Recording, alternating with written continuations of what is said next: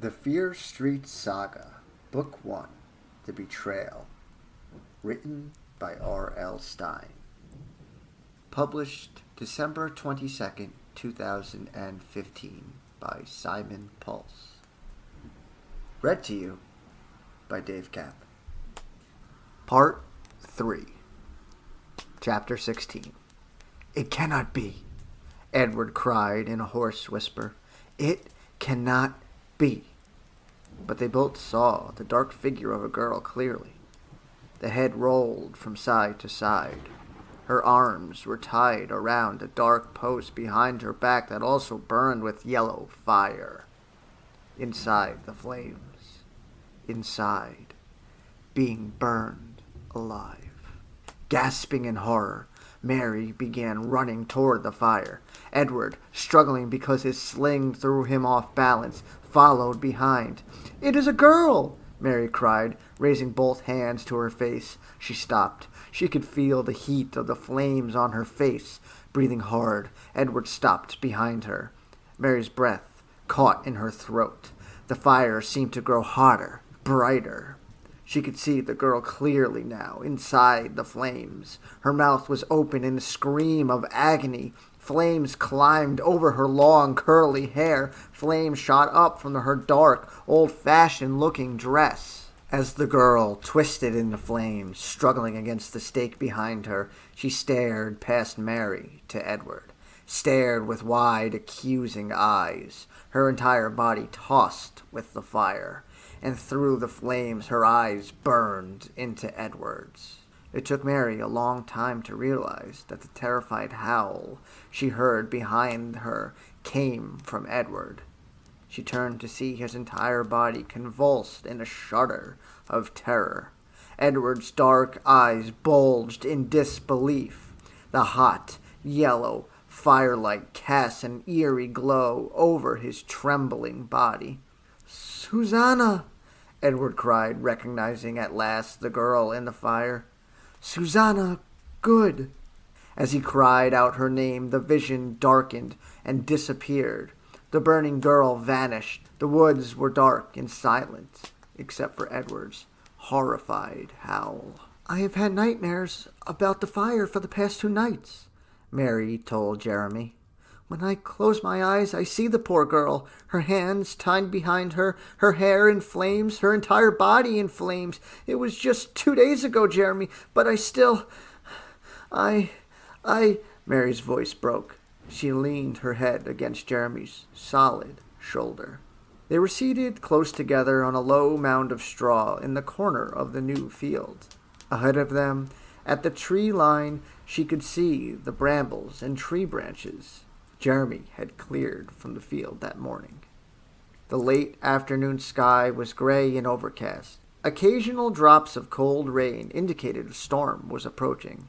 "Sometimes the light plays tricks in the trees," Jeremy suggested, speaking softly, soothingly, his arm gently around Mary's trembling shoulders. "Sometimes you see a bright glowing reflection, and it's only the sun against a mulberry bush." "This was not a bush," Mary replied edgedly. "It could not have been a bush." "Sometimes the tree casts strange shadows," Jeremy insisted. "Jeremy!" Mary rose angrily to her feet. Edward recognized the girl. It could not have been a shadow. He recognized her. Jeremy patted the straw, urging her to sit down. "I am sorry," he said softly. "How does your cousin feel? Has he recovered?" "Edward has been very quiet," Mary told him, dropping back onto the straw, but keeping her distance from Jeremy. "He will not talk about what we saw. He will not talk about much at all. He seems very far away. I think he has nightmares, too." Jeremy gazed at her, but didn't reply. "I am sorry to burden you with my troubles," Mary said, frowning. She gripped the basket she had carried with her from the house. "I'd better get going and let you get back to work." She could see the hurt in his eyes. "I want you to share your troubles with me," he said. "You do not burden me, Mary." He lowered his eyes to the basket. "What is in there?" "Sweet rolls," she replied. "I baked them this morning for Rebecca. I'm going to take them to her now. Rebecca has been in such low spirits lately. I thought to cheer her." He gazed at her with pleading eyes. A smile slowly formed on his lips as he pressed his hands together in a prayerful position. "Do not beg," Mary scolded, chuckling. "You may have one." She reached into the basket and pulled out a large sweet roll. "I would rather have this," Jeremy said, grinning, and he sprang forward and began kissing her. The sweet roll fell out of her hand into the straw. Mary made no move to retrieve it. Instead, she placed her hand behind Jeremy's neck and held him close. When the kiss ended, she jumped to her feet, brushing the straw off the long white apron she wore over her dress. She adjusted the comb that held her hair and gazed up at the sky. Dark storm clouds rolled over the gray sky. "I had better go on to Edward's house," she said. "Have you told your father?" Jeremy demanded, picking up the sweet roll from the straw and examining it. "Have you told him about us? About how we feel?" Mary frowned. "No. It is not the right time, Jeremy. Father is so terribly troubled." "You told your father about the fire? About the girl burning in the flames?" "Yes," Mary nodded solemnly, her skin very pale in the approaching darkness. "I told him about what Edward and I saw. He had the strangest reaction." "Strange?" "He wears a silver disc around his neck. He always wears it. It was given to him in the old country by his grandmother. It is jeweled and has tiny silver claws. Well, when I told Father about the girl in the fire, he cried out as if he'd been stabbed and grabbed the disc tightly in one hand." "And what did he say to you, Mary?" Jeremy asked quietly, carefully picking straw off the sticky roll. Mary's face darkened as the storm clouds lowered. "That is the strangest part," she whispered. "He didn't say anything. Not a word. He just stood there, gripping the silver disc, staring out the window. He didn't say a word." "That is very strange," Jeremy replied, lowering the sweet roll, a thoughtful expression on his face. "I must leave now," Mary told him sadly. "Before the storm." She lifted the basket and straightened the linen cover over the sweet rolls. She took a few steps toward the pasture, then suddenly stopped and turned back to Jeremy. Still seated in the mound of straw, he gazed up at her, chewing a mouthful of the roll. "What of your father?" Mary demanded. "Have you spoken to him about me?" The question appeared to startle Jeremy. He choked for a moment on the roll, then swallowed hard. "I would like to meet your father," Mary told him playfully. "I would very much like to see your house and meet your father." Jeremy climbed to his feet, his forehead knitted in concern. "I am afraid that is not a good idea," he told her, avoiding her eyes. "My father is quite ill. He is not strong enough to welcome company." Mary could not conceal her disappointment. "I guess we are doomed to meet in the woods for the rest of our lives," she said with a sigh. Edward's house was a small one-story structure, built of the stones that had been cleared from the crop fields and pasture. It had a sloping slate roof and 2 small windows in front. The house sat at the edge of the woods. From the front, one could gaze across the pasture to Benjamin and Matthew's house on the other side. As Mary made her way from the back field where Jeremy worked, she felt the first large drops of rain start to fall. She thought about her father as she hurried on. "I wish I could tell him about Jeremy," she thought sadly. "But he is in no mood for more troubling news." Her thoughts turned to her ailing uncle Benjamin. The poor man had awakened them all, screaming at the top of his lungs in the middle of the night. Mary had reached his room first, followed by her frantic father and mother. At first they thought Benjamin was suffering a nightmare, but his screams were not because of a dream. During the night, he had lost use of his right leg. Mary's uncle could now only move his head and right arm. Matthew was becoming more and more distant and aloof, lost in his own thoughts. Her cousin Edward had become glum and silent. And Rebecca appeared wearier and older, as if she were aging a year every day. Mary gripped the basket of sweet rolls tightly in one hand and approached Edward's house. "Rebecca?" she called. No reply. "Rebecca, it is I, Mary." Still no reply. The storm clouds gathered overhead, Raindrops pattered against the hard ground. Mary knocked on the front door. "It is so strangely quiet," she thought, shifting the weight of the basket. "I can always hear Ezra's shouts and cries when I approach this house. Why do I not hear him now?" She knocked again. Receiving no response, she pushed open the door and entered. "Rebecca? Ezra?" The front room was surprisingly bright. The candles on the wall were lighted, as were the candles on a small oak table beside the hearth. A low fire crackled under a pot in the hearth. "Rebecca? Where can she be?" Mary wondered. "Rebecca? Are you home?" As she set the basket down on the floor, Mary heard a soft creaking sound. She listened for a few seconds, trying to figure out what was making the sound.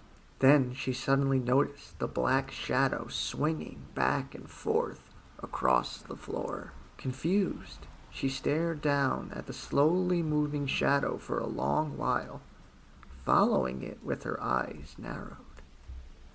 Creak, creak. The odd sound repeated in rhythm with the shadow. Then she raised her eyes and saw what was casting the shadow, and started to scream. Chapter 17. "Rebecca!" Mary managed to choke out. Rebecca's body swung heavily above Mary's head. Gaping up in horror, Mary saw the heavy rope tied around Rebecca's neck and suspended from the rafter. She saw Rebecca's arms dangling lifelessly. She saw Rebecca's face, the skin dark, the eyes bulging. Creak, creak. "Rebecca! No!" Mary uttered a high-pitched wail and dropped to her knees. The floor tilted up to meet her. She felt ready to faint. She shut her eyes and shook her head, as if trying to shake the whole scene away. But even with her eyes closed, Mary saw Rebecca's body swinging from the rope like a heavy, ripe fruit. What happened here? Did Rebecca hang herself? Was she murdered? The horrifying questions forced their way into Mary's mind. She opened her eyes and saw Rebecca's dress hovering beside her face. I cannot accept this," Mary said. I cannot." She began to vomit then, her entire body convulsing in tremor after tremor, until she was crying and screaming, and on her feet again, and outside. Without realizing it, she had started to run.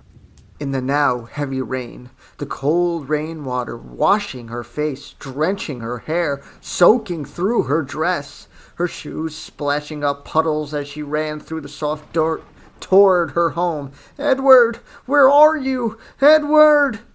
And where is Ezra? She wondered. And how will I tell everyone? And how will I ever get the hideous sight out of my mind? How?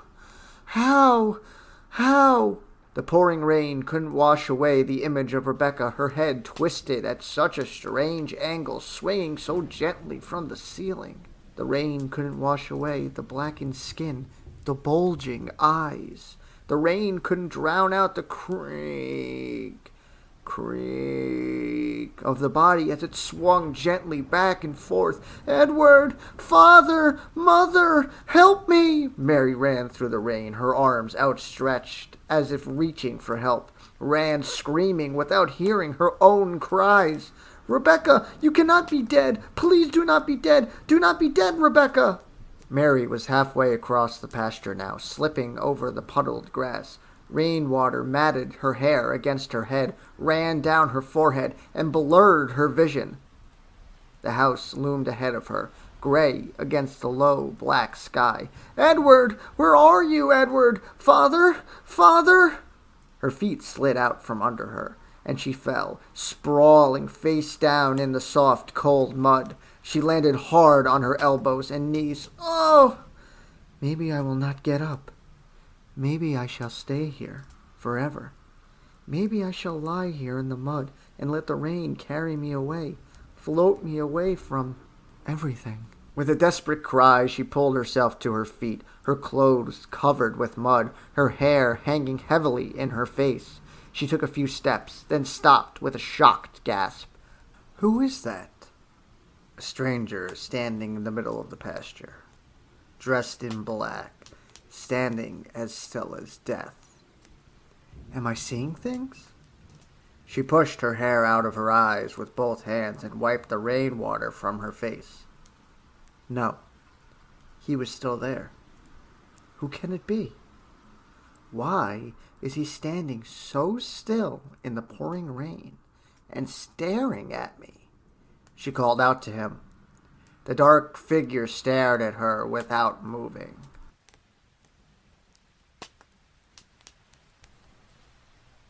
Chapter 18.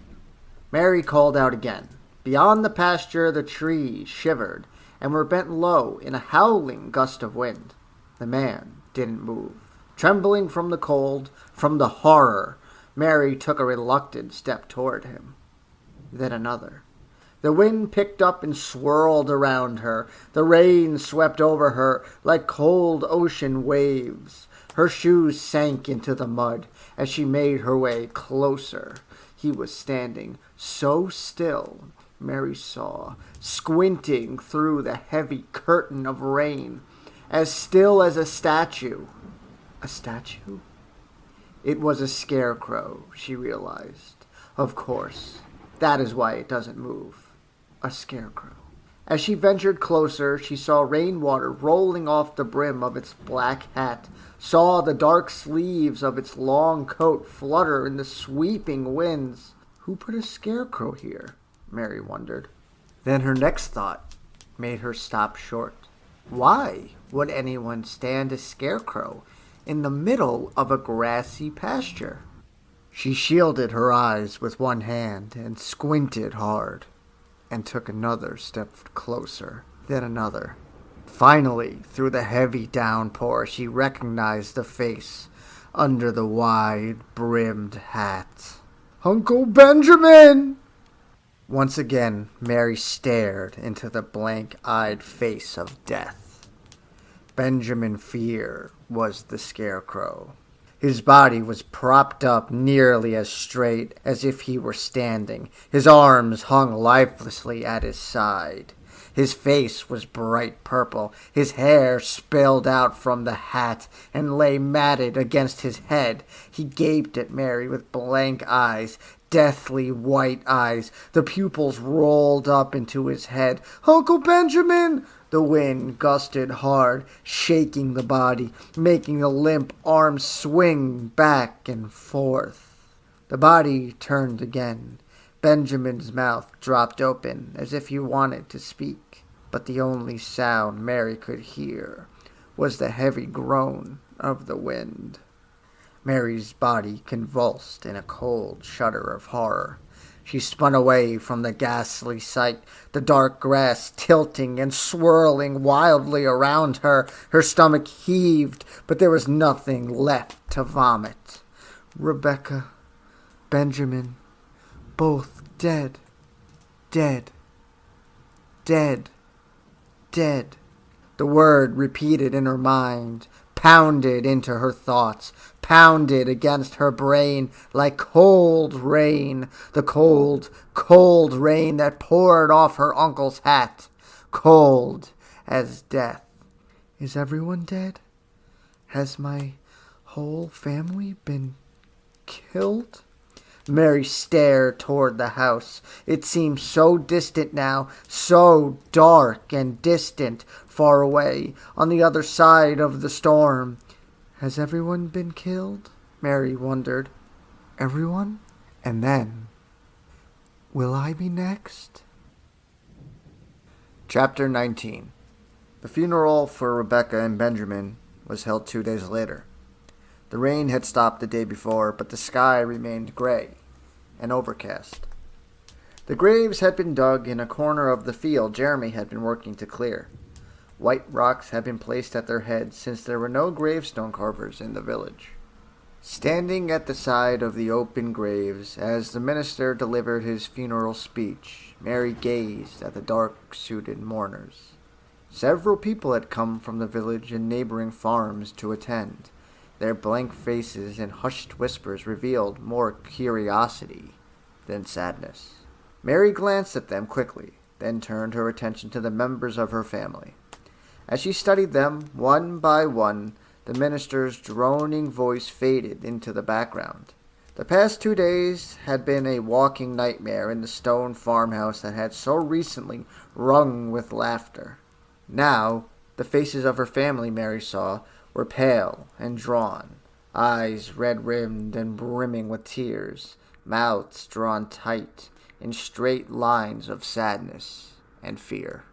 On the far side of the graves, Edward Fear stood with his shoulders hunched, his head bowed. His hands were clasped tightly in front of him. At first, Edward had reacted to the deaths of his wife and father with stunned disbelief. In a frenzy, he had shaken Mary violently by the shoulders, demanding that she stop telling such wild tales, refusing to believe her gruesome descriptions. But her racking sobs forced Edward to see that Mary hadn't been dreaming. With a wild cry, he had burst from the house, out into the driving rain, running awkwardly with his sling bobbing in front of him, running to see the horrors for himself. Afterward, Edward had become silent, barely speaking a word. He spent a day in silent prayer. When he emerged, his eyes were dull and blank. Edward wandered silently around the house like a living corpse. Constance, crying without stop, was forced to tend to Ezra. Matthew made the funeral arrangements and supervised the digging of the graves, since Edward was unable to speak to anyone. Ezra sensed immediately that something terrible had happened. He had been told that his mother was never coming back. It had fallen to Constance to tell the boy. Mary watched from a corner of the room, huddled next to the hearth. Constance had drawn Ezra onto her lap, and, tears running down her cheeks, told him that his mother had gone to heaven. "Can I go too?" Ezra asked innocently. Constance had tried to hold herself in, but the boy's words caused her to sob more, and Mary had to carry him away. Afterward, Ezra had acted troubled. He stayed underfoot while the funerals were being planned, and cried loudly if anyone spoke a harsh word in the house. Poor Ezra, Mary thought, gazing at the boy, so tiny and solemn in his black coat and breeches. Ezra's black hat was several sizes too big for him and fell down over his ears. The minister droned on. Mary turned her gaze to her father. Matthew stood beside her, his large stomach heaving with each breath he took. His eyes narrowed, staring straight ahead. He had reacted more strangely than anyone when he heard the news of the 2 murders. Mary had expected him to crumple with grief, especially at the news of the loss of his brother. But Matthew had only reacted in fear. His eyes had narrowed. He had glanced nervously around the sitting room as if expecting to see someone who didn't belong there. Then, gripping the 3-toed amulet at his throat, he had disappeared from the room. Late that night, while the house was cloaked in silent sadness, Mary had spied Matthew in his room, seated at his work table, his face deep in shadow.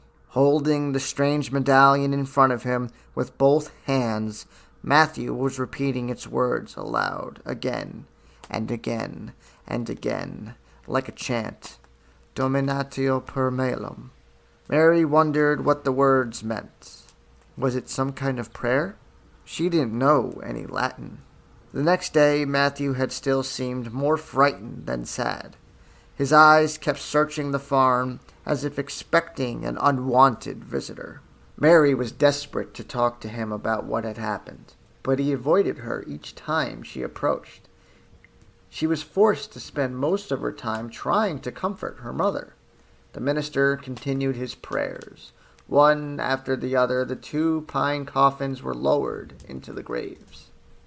Mary suddenly saw Jeremy standing at the edge of the crowd of villagers. He was dressed in black breeches and a loose-fitting black shirt.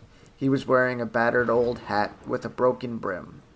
Despite her grief, a faint smile crossed her face. She had not seen Jeremy in a hat before. Mary hadn't seen Jeremy in 2 days. Nearly all her work had stopped on the farm, and Jeremy had been sent home. She was surprised to see him now. Their eyes met. She stared at him, wondering what he was thinking. The minister continued his prayers. One after the other, the 2 pine coffins were lowered into their graves. He lowered his eyes, his expression troubled. After the graves were covered over, the minister and villagers departed quickly. Constance and Matthew led Ezra back to the house. Edward remained standing stiffly, staring down at the graves. Mary saw Jeremy walking slowly in the direction of the tool house, behind the garden. Taking a deep breath, she decided to follow him. "Jeremy, wait!" She caught up with him at the side of the tool house and threw herself into his arms. "Jeremy, oh, Jeremy, I have missed you. I need you. I really do." Grabbing both of his hands, she tugged him behind the tool house, out of view of the house, and breathlessly kissed him, pulling his head to hers. To Mary's surprise, Jeremy resisted. He gently pushed her away. "Jeremy, it has been so horrible," Mary cried. "The past 2 days, a nightmare. She stopped when she saw the troubled expression on his face. She reached for him again, but he took a step back. "Jeremy, what is wrong?" Mary demanded, suddenly frightened. "What has happened? Why are you looking at me like that?" He locked his eyes on hers. "Mary, I have to tell you something," he said in a low, trembling voice. Mary started to answer, but her voice caught in her throat. She searched his eyes, trying to find a clue in their blue depth. "Jeremy, Please, let me talk," he said sharply. "This is hard. This is very hard." "What?" she managed to whisper. I know who killed Rebecca and Benjamin," Jeremy told her. A cold chill ran down Mary's back, a chill of fear and heavy dread. "Who?" she asked. Chapter 20. Jeremy lowered himself to a sitting position on the ground and pulled Mary down beside him. They sat with their backs against the wall. Jeremy gripped her hand tightly. "I prayed this would not happen," he told her. He tore off his ill-fitting hat and tossed it away. "What, Jeremy?" Mary demanded. "Who killed Rebecca and Benjamin?" Jeremy's eyes were tense as he raised them to hers. "My father," he told her. "My father killed them both." Mary gasped and pulled her hand away. I do not understand." She started to get to her feet, but Jeremy pulled her back down. "I will explain," he said. "Please, let me explain." "You told me your father was ill," Mary cried angrily. "You told me he was too weak to have visitors, and now you say—" "My father is an evil man," Jeremy admitted, burrowing his hands into the dirt beside him. "But there is a reason. He had much evil done to him." I do not understand a word you're saying," Mary declared. "I will explain it all, Mary," he replied quietly. "You shall hear it all, the whole unhappy story, just as my father told it to me, for I was born after it all happened." Mary sighed and pressed her back against the tool house wall. She clasped her hands together tightly in her lap and listened with growing horror to Jeremy's story. "My father's name is William Good," he began. "I told you my name was Thorne because I needed work, and my father instructed me that your father would never hire a Good." "So you lied to me?" Mary asked sharply. "You gave a false name on the day we met?" "It was the only lie I ever told you," Jeremy replied softly. "It was a lie I regret. Please believe me. My name is Jeremy Good. I was born after my father left a village known as Wickham in Massachusetts Bay Colony." "My family also comes from Wickham," Mary cried with surprise. "I know," Jeremy said darkly. He tossed a handful of dirt past his shoes. "I have a brother, George. 2 years ago he chose to return to Wickham. He could no longer tolerate my father's insane obsession." "Obsession?" Mary asked, bewildered. Let me go back even further in time, Mary. You will soon understand, although you will wish you did not. Jeremy took a deep breath and continued. When my father lived in Wickham, he had a wife named Martha and a daughter named Susanna. He told her, staring straight ahead. He had a happy life. But your father and your uncle robbed him of that life. They robbed him and the entire town. Mary swallowed hard, then gazed at Jeremy in bewilderment. How can that be? Your Uncle Benjamin was magistrate. His brother Matthew was his assistant. Benjamin accused Martha and Susanna of practicing the dark arts. He put them on trial. He burned them at the stake as witches. Susanna Good? Mary cried, raising her hands to her face. That is the name Edward cried when we saw the girl burning in the woods. Benjamin burned Susanna as a witch to keep her from marrying your cousin Edward. No, Mary exclaimed, shaking her head as if trying to shake away Jeremy's words. No! Stop! I cannot stop until my story is finished, Jeremy said heatedly. But Edward is the most pious man I know, Mary declared. Edward would never allow his father to burn an innocent girl. Edward did allow it, Jeremy replied in a low whisper. He did nothing to save Susanna or his mother. Edward trusted his father. He did not know the villainy that Benjamin Fear was capable of. But Mary's voice caught in her throat. Your father, Matthew Fear, was also a villain. He promised to save Martha and Susanna. He took money from my father in exchange for saving their lives. He robbed my father. Then Benjamin and Matthew robbed the village and fled, and Martha and Susanna, an innocent woman and girl, burned at the stake. No, Mary uttered in a hoarse whisper. I cannot believe this, Jeremy. This is the story my father has told me all my life, Jeremy said, grabbing her hand. All my life. He has sought revenge against your family, against the Fears. And now my father has begun to take his revenge. He has murdered 2 Fears.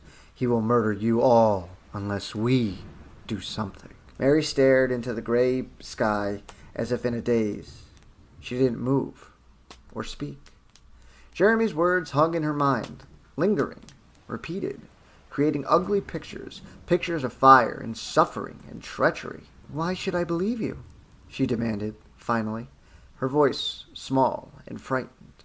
Why should I believe these horrible accusations you make about my father and uncle? Jeremy's reply stunned her. Because I love you, he said. She gasped.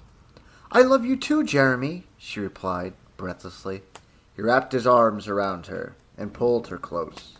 They held the embrace for a long time, her face pressed against his, their arms around each other, not moving, barely breathing. When he finally pulled away, Jeremy stared at her intently. We can stop the hatred now, Mary, he said softly. You and I. We can stop the hatred between our families so that no one else will die. How, Jeremy? She asked, holding on to him. How can we? We love each other, Jeremy said with emotion. We will marry. When we marry, our families will be one. The old hatred will be forgotten, and the Goods and the Fears will live in peace. Yes, Mary cried.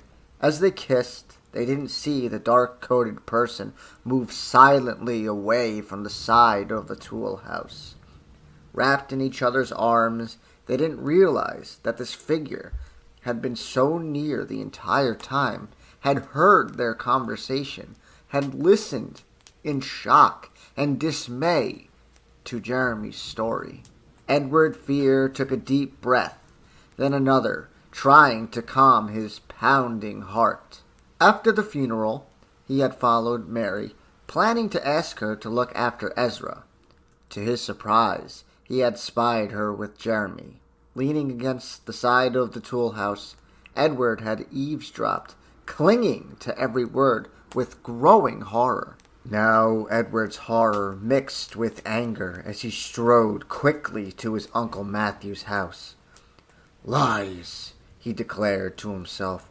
The boy speaks lies, and he has filled poor Mary's head with these unthinkable false tales. My father did not accuse Susanna Good unjustly, Edward told himself. My father was a righteous man. Susanna Good burned because she was truly a follower of the evil one. Halfway to the house, Edward stopped short.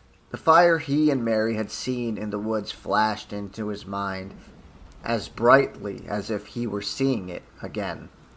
And inside the fire was Susanna Good, twisting in agony, screaming in pain. No!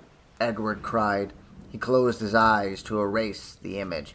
Susanna burned because she deserved to burn. My father and uncle are righteous men. His heart racing, he burst into the house. Ezra and Constance were in the front room. Edward, Constance started. Come, sit down and... Not now, Edward said brusquely. Her mouth dropped open in surprise. Hello, Papa, Ezra called. His mind blazing, Edward ignored the child. He rushed past them both, heading for Matthew's room. A fire crackled in Matthew's fireplace, despite the heat of the afternoon. Edward pushed open the door without knocking. Uncle Matthew, he called breathlessly. Matthew was seated at his work table, papers strewn messily across the top. Still in his morning coat, he appeared to be gazing into the fire. He turned in surprise as Edward burst into the room. Edward, the funeral. It went well, I suppose. Uncle Matthew, I must ask you something, Edward cried, his dark eyes burning into his uncle's. I heard a horrifying story just now about you and my father, about the days when we lived in Wickham. Matthew's lips twitched. His eyes widened in surprise. What kind of story, nephew? About Susanna Good, Edward blurted out. That she was falsely accused, that she was condemned to burn by my father even though he knew of her innocence, that you and my father robbed the town and fled. Leaning over his table, Matthew Fear closed his eyes and rubbed the lids with his thumbs. These stories cannot be true, Edward declared breathlessly. Tell me that these are lies, Uncle. Tell me! Matthew slowly opened his eyes and trained them on Edward. Calm yourself, Edward, he urged softly. Rest easy, my boy. Of course those stories are lies. There isn't a word of truth in them. Chapter 21. All lies, Matthew repeated, staring hard into the fire. He rose from his chair and turned to Edward. I must know who is spreading these false stories. Edward hesitated. To his surprise, he saw that Matthew's entire body was trembling. The door burst open and Mary entered, her face flushed, her expression troubled. Father, I must speak to you. Seeing his daughter, Matthew fell back into his chair. Uttering a low, mournful sigh, he covered his face with his hands. Mary, poor Mary, he muttered to himself. Will he kill you too before this is over? Father, what are you saying? Mary demanded, still in the doorway. Matthew remained with his face hidden behind his hands. When he finally looked up, he had tears in his eyes. Edward, he said in a whisper, the stories are true. Edward cried out in shock. No, Uncle Matthew, please, do not tell me this.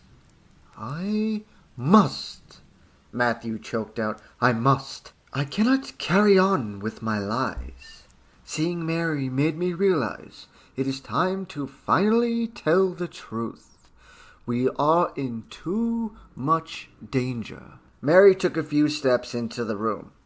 What are you saying? She demanded of her father. She turned to Edward. Cousin, what are you talking about? Edward stared at her in stunned silence. An innocent girl, a girl I loved, died because of my father. He gave a painful sob. And I condemned her as much as my father did. Slumped at the table, Matthew suddenly looked very old. His jowls sagged. All the life seemed to drain from his eyes. Your father wanted the best for you, Edward. The best? Edward cried bitterly. You never told me why we left Wickham. My father never gave me a choice. Yes, Matthew agreed. When a week of mourning has passed, invite them both, William and Jeremy, to dinner. At that time, I will do what is necessary. I promise you both to end this bitter feud forever. Thank you, Father, Mary cried happily. Thank you, Uncle, Edward declared. It will be done, Matthew said softly. The week of mourning passed slowly for Mary. Sadness hovered low over the house and farm. Mary did her household chores and helped Constance care for Ezra. Ezra kept asking when his mother would return. He didn't seem able or willing to understand that she was never coming back. Edward remained at his house, buried in his thoughts of the past, awash in regret, reliving the painful memories as if they had happened the day before instead of 18 years earlier. Matthew made an effort to do his work, but he seldom spoke to anyone in the house. His eyes remained empty, cold, focused far away. Dinners were eaten in uncomfortable silence. Mary found herself thinking of Jeremy. This sadness that covers the house like a dark curtain will lift when Jeremy and I are together, when Matthew makes his apology to William, and the two families are as one, she thought. And finally the evening arrived. A cool, clear evening with a hint of autumn in the air.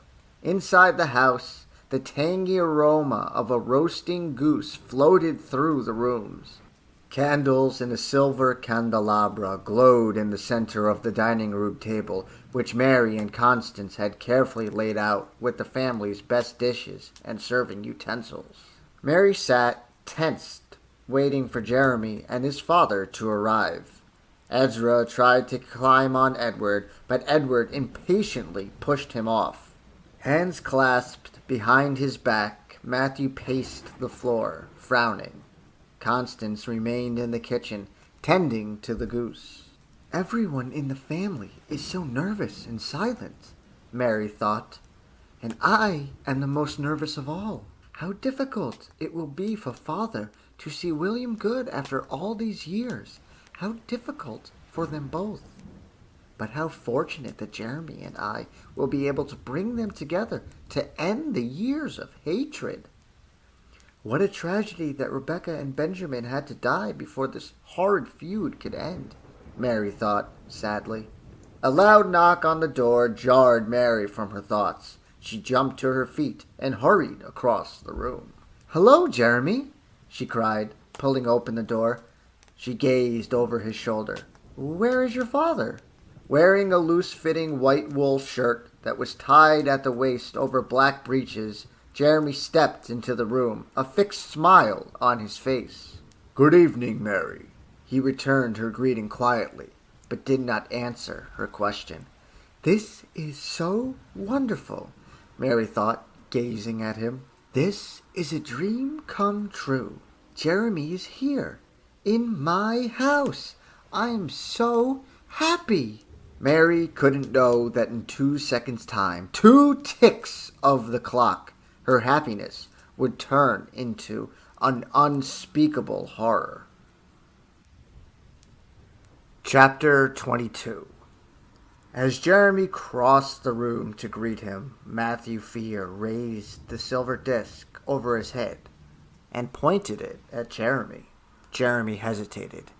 His smile faded. Matthew called out the words on the back of the disc. Dominatio per malum. Jeremy's head exploded with a low pop. At first, no one was certain where the sound had come from. Mary was the first to realize that something horrible had happened. Jeremy's skull cracked open, and the skin on his face blistered and peeled away. Pink brains bubbled up from his open skull. His face appeared to melt away, and another face pushed up from under the shattered skull. Another head appeared on Jeremy's body, the head of a white-haired man. His cheeks scarlet, his eyes brimming with hatred. "William Good," Matthew declared, still holding the strange medallion above his head. "Yes, it is I," William replied weakly.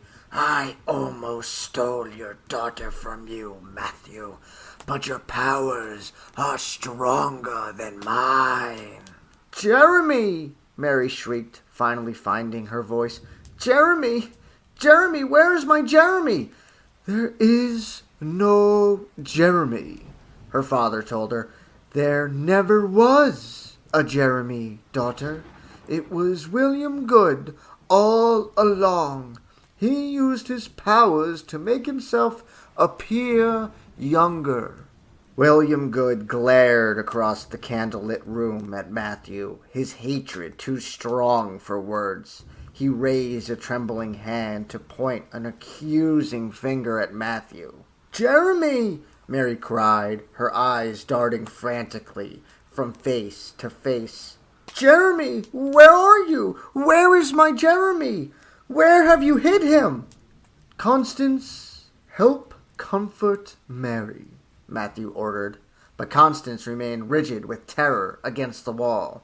With an animal cry of rage, Matthew again pointed the amulet at the figure of William Good. "Dominatio per malum!" he screamed. "Power through evil!" William's entire body trembled. His eyes rolled up in his head. The skin on his face began to crumble. He sank to his knees. His clothing appeared to fold over him as he crumbled in seconds to powdery gray dust. "Jeremy!" Mary shrieked, racing back and forth across the room, her eyes wide and fearful. "Jeremy! Where is my Jeremy?" As Matthew stared down at the pile of dust under the crumpled clothing, a triumphant smile crossed his face. He tossed back his head, opened his mouth wide, and began to laugh. A loud, gleeful laugh. "Jeremy! Where is my Jeremy?" Mary demanded. "Where did the man go?" Ezra asked Edward.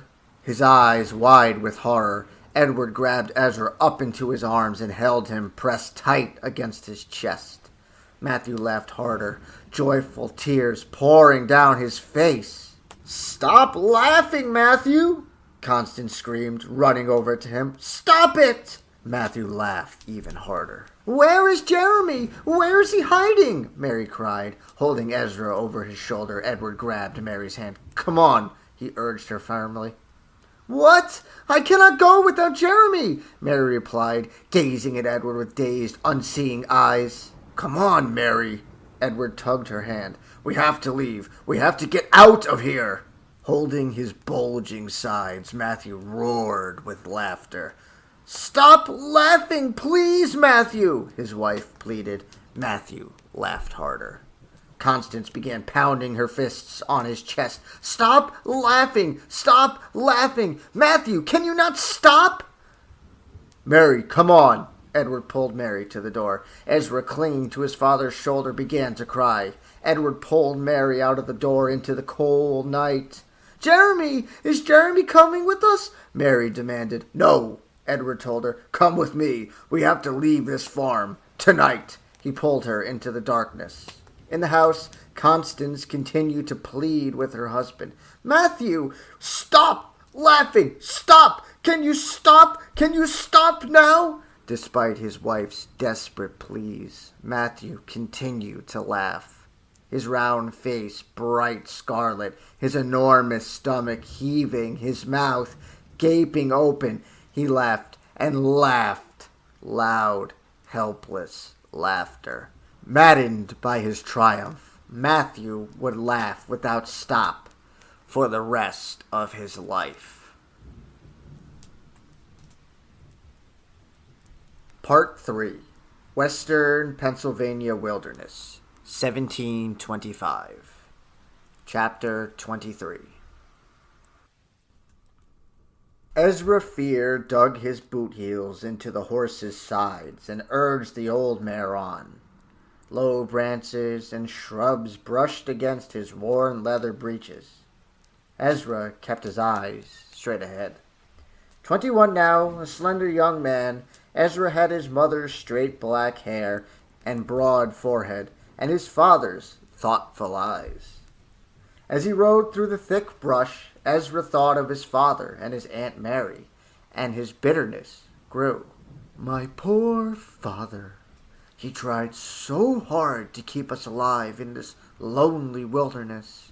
He worked so hard to keep a roof over our heads and food in our mouths. But he was never the same after that strange night, my last night at Great Uncle Matthew's farm. Ezra remembered that night as one might view a faded photograph. He could picture the young man, Jeremy Good. Something bad had happened to Jeremy Good. Aunt Mary had started to scream.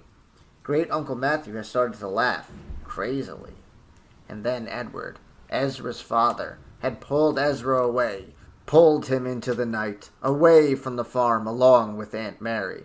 Ezra had been only 6, but the frightening memories of that night haunted him still.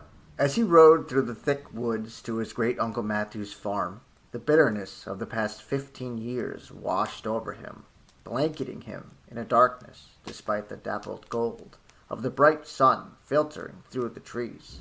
Edward had died of exhaustion, still a young man. Ezra's Aunt Mary had never recovered her senses. She would go up for weeks without speaking, then suddenly declare, I am a witch! I am a witch! Often, Mary would stare out into the trees for hours on end.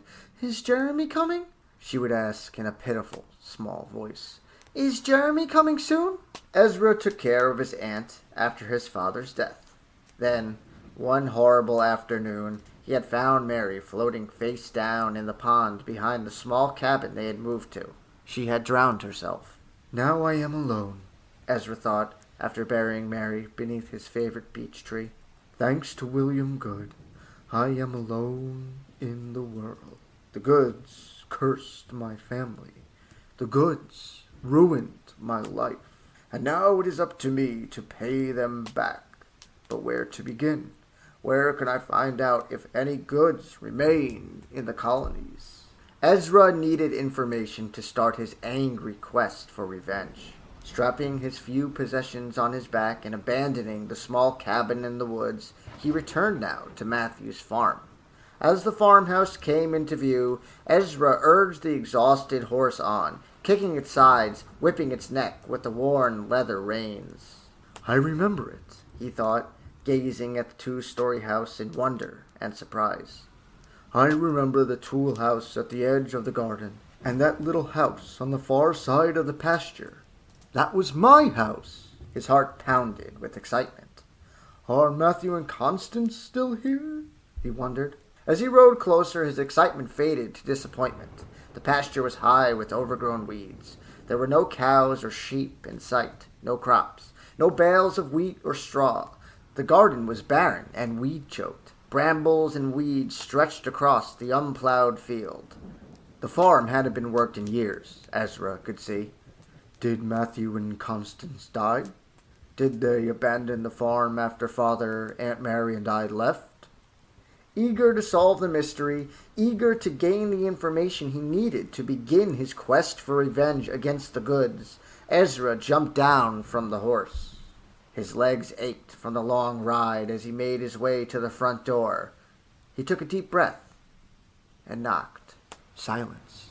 The whisper of the wind through the shimmering trees was the only reply. He knocked again. Is anyone home? His deep voice echoed strangely in the empty yard. Ezra pushed open the door. Stepping inside, he found the front room dark and cold, despite the warmth of the afternoon. A layer of dust had settled over the furniture, making everything appear ghostly and unreal. "Anyone home?" Ezra called loudly. The floorboards creaked under his boots. "This room hasn't been used in years," he realized, rubbing his hands over a table, making a long smear in the covering of dust. He had come so far, driven the horse so hard. He had been so eager to find his great uncle, to speak to him, to hear the story of the goods, to learn where he could seek his revenge. He had come so far to find only dust and silence. "No!" Ezra cried. "I will find what I need in this dark, old house." He began a rapid, determined search of all the rooms. The dining room was as gloomy and dust-covered as the sitting room. In the common room, 2 field mice gazed at him from the barren hearth as if he were intruding in their domain. Retracing his steps, Ezra moved quickly back toward Matthew's study, his features set in a disappointed frown. "Perhaps Matthew left some papers," Ezra thought hopefully. "A journal or a diary. Something that will tell me what I need to know." The wooden door had been warped. Ezra struggled to pull it open. It wouldn't budge. "I cannot give up," he cried. "I must see what lies beyond this door." He sucked in a deep breath, grabbed the edge of the door, and pulled. With a burst of strength, he finally managed to slide it open part way. Breathing hard, he peered inside and gasped. Chapter 24. Ezra stared in amazement. At first, he didn't believe his eyes. The opening was covered by a wall of stone. Ezra pulled the study door open a little farther. "What on earth?" he exclaimed, scratching his dark hair. The room had been completely walled in. Gaping in astonishment in the dim light, Ezra saw the stones had been piled one on top of another, but not cemented together. "What I am looking for must certainly be on the other side of this strange wall," he said. The sound of his voice reassured him. He reached for a stone and attempted to pull it away. It was then that he heard the scratching sound. He lowered his hands. The scratching continued, low and steady. Scratch, scratch, scratch. "What is making that sound?" With renewed energy, Ezra began pulling the heavy stones out of the wall and tossing them down on the floor behind him. Dust flew as he worked, choking him, burning his eyes. The scratching sound grew louder. Did my great-uncle wall in his own study? Ezra wondered as he worked, pulling the stones away, heaving them behind him. Did he hide something in here that he didn't want anyone to find? He could only see darkness through the small opening he had made. With a quiet groan, he pulled away more stones. He worked feverishly for several minutes, thinking about what he might find on the other side, pulling away stone after stone. "So much dust," he muttered. "So many stones." Blinking, he resumed his back-breaking work and gasped. A grinning, decayed brown skull leaned toward him from the darkness on the other side of the wall. Ezra tried to cry out, but he was too late. The skull slid toward him. The skeleton's brittle arms slid out through the hole in the wall, and its bony fingers closed around Ezra's throat. Chapter 25. Ezra shrieked and fell backward, stumbling over the stones strewn at his feet. He landed hard on his back. Stunned, he lay there for a moment, panting and staring up at the hole in the wall. The skeleton arm was draped over the wall, not moving. Still breathing hard, his back aching from his fall, Ezra climbed to his feet. He peered into the opening he had made. The skeleton had merely fallen forward, he realized. It hadn't really grabbed him. But what was that scratching sound? Had the skeleton been trying to break free? Ezra pushed the skeleton out of his way, raised himself up on his hands and peered into the room. Too dark in there to see anything. Grumbling, he turned back into the room, his eyes searching the grayness until he found a candle on a low table. Carrying the candle into the kitchen, he located a tinder box near the hearth. It took several minutes of concentrated work, rubbing the kindling together in a hard, fast rhythm to get a small fire started. Then Ezra was able to light the candle. It flared, then flickered out, then flared again. Eagerly, he returned to the dark, walled-in room. A second skeleton greeted him on the return. This skeleton was seated at a low work table. Ezra held the candle close to the grinning skull. From all the decay, he couldn't even tell which skeleton was his great-uncle Matthew and which was his great-aunt Constance. In the yellow candle glow, Ezra's eyes came to rest on a document on the table under the skeleton's bony hand. Pushing away the hand, Ezra carefully lifted the brittle papers. Raising the candle close, he struggled to read the scrawled words on the page. "It's a journal," he cried, "written by Matthew Fear." Eagerly, Ezra read the words on the last page of the journal. "I still laugh the hideous laugh without cease, the laughter, an unending torture for me and for Constance. But the wall is in place, and at last we are safe from the goods and their treachery. Constance attempted to escape. The poor woman did not realize that the wall is for our safety. I had to hit her over the head and render her senseless so that I could put in place the final stones and secure our safety. We are now as safe as we were in the old days in Wickham, and will remain safe from the goods for the rest of our lives." The manuscript ended there. Ezra set it down gently. "Goods," he thought. "The goods have destroyed my family. I will not rest until I find them. The goods must pay for their evil." His heart pounding, Ezra took a step back. The skeleton seated at the table suddenly creaked and toppled backward. In the dim light, Ezra spied a strange object at its neck. Holding the candle in front of him, Ezra leaned over the skeleton and lifted a round silver amulet from around the neck bone. He stared at the tiny three-toed claw in the center of the disc. Words were inscribed on the back of the medallion, but Ezra could not make them out in the dim light. With a wistful sigh, Ezra slipped the cord around his neck and adjusted the amulet over his chest. "My only inheritance," he said bitterly. A few moments later, he was out of the cold, dark house, walking into the sunshine, thinking about the village of Wickham, thinking about the goods, driven by his bitterness toward the sweetness of revenge. Village of Shadyside, 1900. Nora Good hunched over her writing paper, the candlelight flickering over the small desk. She lowered her pen and took a moment to stretch her aching fingers. "So much to tell," she said, staring into the yellow flame. "So much to write. This poor hand must hold out until my story is through." And the story was just beginning, Nora knew. The Fears would continue to pay dearly for their betrayal of the goods. Blood would flow.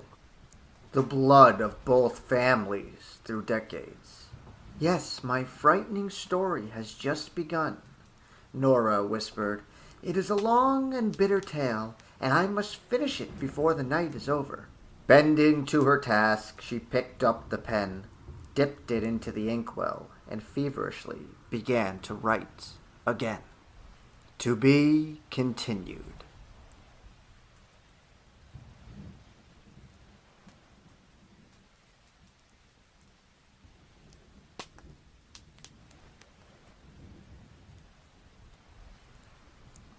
Hello everyone. Thank you so much for listening to my reading of The Betrayal by RL Stine.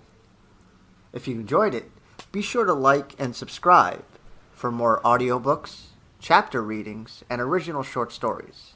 Once again, The Betrayal was written by RL Stine. And if you're a fan of his, head over to Amazon and pick up my novel, Where Screams Come True. And as always, be nice to each other.